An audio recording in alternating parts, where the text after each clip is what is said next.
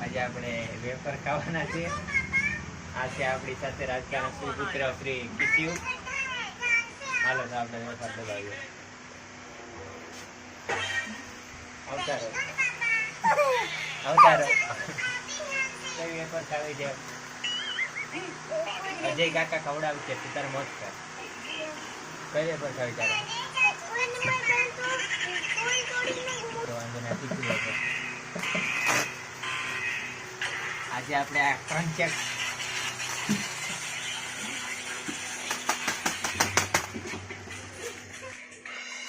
ખાઈએ. ખાવાની મજા છે હવે. હા